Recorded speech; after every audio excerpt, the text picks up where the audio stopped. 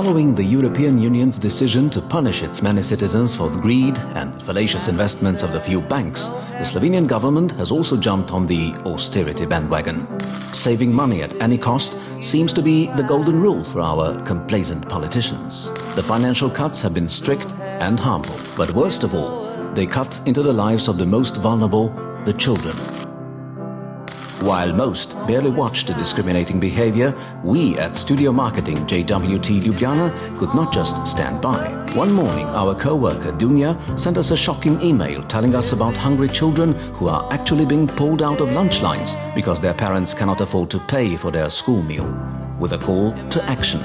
In less than 5 minutes, our employees agreed to voluntarily gather over €1,000 that helped secure a month's school meal for 50 children. But we couldn't stop there. The Slovenian Association of Friends of Youth, a local charity organization for children's rights, informed us the number of hungry children exceeds 50. More than 500? We asked. Almost 50,000 kids on the poverty line was the answer.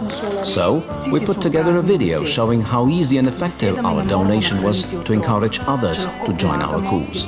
Together with an email disguised as an invitation to lunch, we sent our message to all our clients, asking them to help by donating money intended for business Christmas gifts to hungry school children. But we knew that wouldn't be enough. We wanted the problem to be solved on a systemic level. So we addressed the media to push the controversial topic to the public agenda.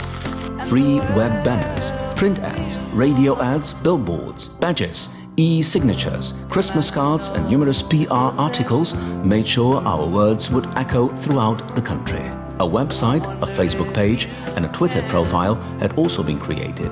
On Facebook, we created a virtual classroom of hungry children who would share their sad stories with the public and interact with their friends on a personal level. The results were amazing. Slovenia was definitely fed up with words. In just 10 weeks, we raised over €110,000. Our words resonated far and loud. Debates started on forums. We received words of support from the media and the public, and even protesters demanded help for hungry children during Slovenia's uprising.